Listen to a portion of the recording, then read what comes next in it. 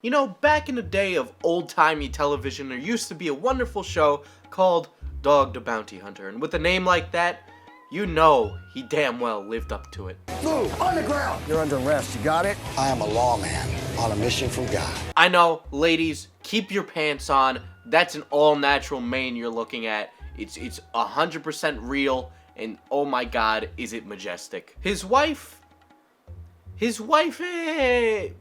probably not so much, but they're big people. They are literally massive human beings. But because the day of the bounty hunter is over, right, and we don't go on television anymore, only grandpas do that, the bounty hunter have tried to look for a new way to make money. And so they have turned to the only place that weird, trashy content can really succeed, the internet. And because it's the internet, obviously nobody needs any credibility or some form of credentials to do jack shit, so of course we have people that are not real bounty hunters doing bounty hunting.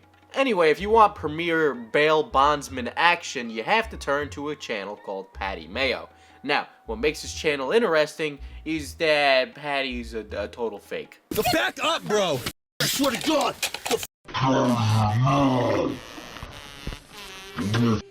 Patrick Tarmy, aka Patrick Thomas, aka Patty Mayo, is everything a bail bondsman should not be. Incompetent. You know, being a bail bondsman is serious business. Being a bounty hunter is real talk. Like, this is people who have to apprehend fugitives that didn't appear for their court date. You know, me coming here with such a large accusation, I should probably bring evidence to the table to support that. Right? Shouldn't I? Well, as you can see here, he was already outed as a fraud by the local county sheriff, so I guess that should be the end of the video. But I want to go further than that, because there is a lot of evidence that would support this anyway, even though that is more than enough as evidence, but we'll just go over the information. You're going to enjoy it. It's going to be really weird. There's a guy with no leg. There's a real bounty hunter, and they get into beef. It's crazy stuff.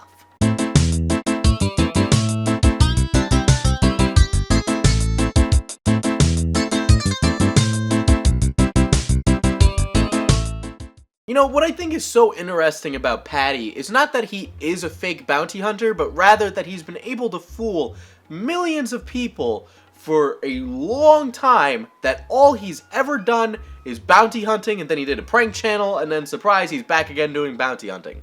You know, Patty has a long, storied history of doing stupid shit and getting in trouble with the law. You know, and that's what makes this very just poetic and interesting. And if you don't believe me for any of this stuff, I'm gonna leave links to the articles all down below. Everything's there for you to read, and some of it is absolutely hilarious. Anyway, Patty is originally from Massachusetts, and much of his stories come from there. Now, one of my favorites has to be his time doing extreme sports, because outside of bounty hunting and doing whatever it is Patty does, he enjoys doing scuba diving.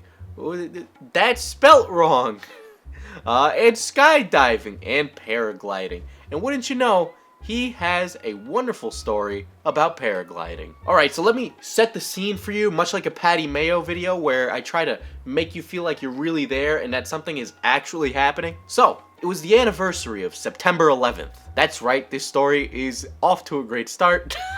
So, 2012, professional paraglider Patrick Tarmy was deciding to go paragliding over the Salem skyline on 9/11. Obviously, since September 11th would have Americans thinking of low-flying aircrafts in metropolitan areas, you'd be thinking, man, that must be a really bad idea. Oh, but don't worry, it was! And citizens all over Salem decided to call the police. Anyway, since paragliders aren't planes, we all know what happened next. Patty landed, and upon landing, the police were there. And they weren't really happy with him doing that. Technically, what Patty was doing wasn't illegal, but he certainly was disturbing the peace. Anyway, because of that, he got in an altercation with the police officers.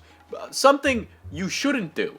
Now, after that happened, they charged him with a $50 fine and disorderly conduct. I just want to point out here that what kind of genius flies an aircraft through a city on 9/11? That should be like in the handbook of stupid things not to do. Like if there was a book written on dumb things that people do, that would be under P. Like if it's in alphabetical order. You expect this book to be in alphabetical order. It's like a dictionary. Anyway, P is for Patty, P is for paraglide, P is for the next story that Patty did.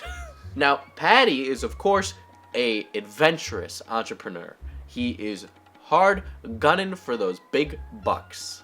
Now, he actually started his own business. It's known as Gravity, right? And there's nothing wrong with the business. The business is actually a legitimate place. It's considered an extreme adult playground.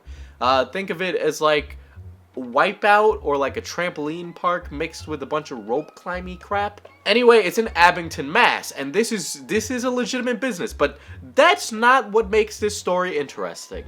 You know, you see, Patty ended up at the receiving end of another police investigation because of his involvement with this beautiful middle-aged man. So that man is named Russell Fitzgerald, and it turns out that Russell Fitzgerald actually ended up becoming national news. And now you're wondering, what could this old guy, who's clearly not important, do to end up on national news? Well, glad you asked. Well, you see, the issue is that during a school board meeting, he wanted to perform a magic trick. And much like Randy Pitchford and his weird USB sex stuff, Russell went to a female member of the board and removed her bra without asking permission and in front of everybody. But how is this a magic trick? I mean, yeah, a trick to be sure, but definitely not a welcome one. Anyway, if someone in your local town ends up on national news for sexually removing a bra of another person, you would assume that Patty would go, maybe I shouldn't do business with them. But no, public shaming means nothing to Patty, because he still rented out a room to Russell Fitzgerald inside Gravity. For $1,000 a month, Russell could do whatever he wanted with the room, right? Obviously, you'd think that Patty would know, but according to police, Patty had no fucking clue. You see, Russell Fitzgerald was running an underground illegal gambling ring out of the room in Gravity. One would think that all of this money would suddenly make Patty wonder, hey, where is it coming, and how can a man who looks like that afford $1,000 a month inside my shitty park? And this is an exact quote from the news article. It says that Patty, quote, didn't know the gambling was going on his second floor conference room was illegal. Oh, so he knew the gambling was going on, but he didn't know it was illegal? Patty, wouldn't you need a license for that yourself? Now, I'm not a professional in legal advice, so everything I'm saying is completely out of my ass here. But Patty is also not a professional bounty hunter, so I think he can allow me the little bit of leniency when it comes to reporting on this information. However, that being said, this is something that happened in Patty's business. The man removed the bra at a school board meeting. What in the world was he thinking? I'm sorry, that just kind of like this.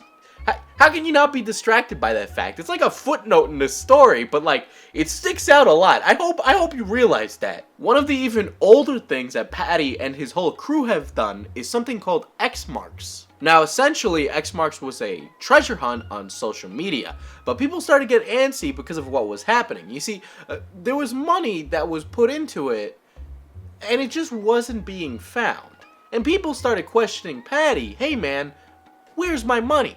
Where's the money? I went looking for the money and I didn't get any money. So money was walking without the winners being announced. And Patty said, quote, he said he had stopped taking pictures of the winners because he was getting a lot of grief online from the people who doubted him and said the game was no longer fun.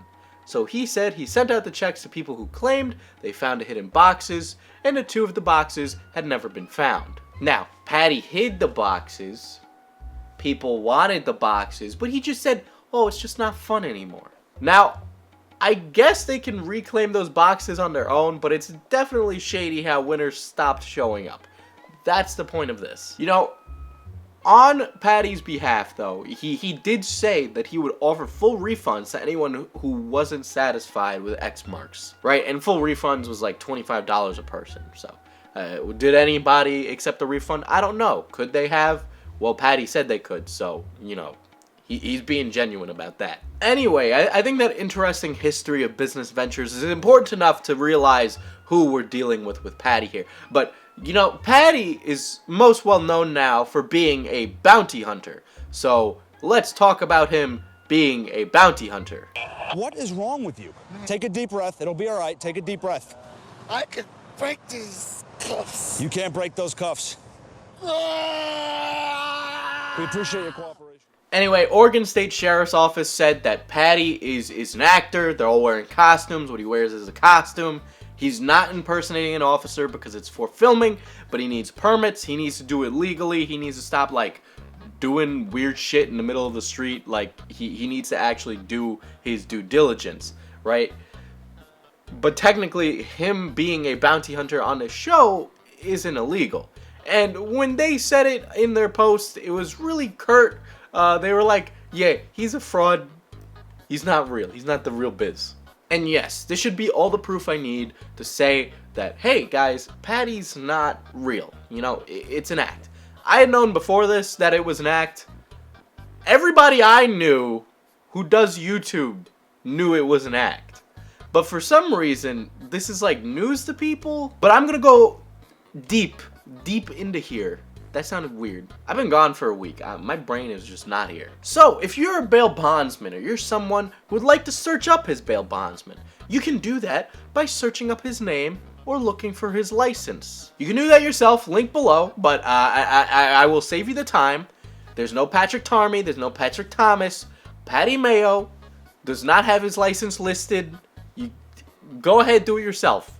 It's not there. Oh, but lucky enough, Patrick Thomas does have an exposed carry permit. Not our Patrick Thomas, a Patrick Thomas. It could be anybody with the same name as him. But apparently, this Patrick Thomas has an exposed carry license because he is a security guard.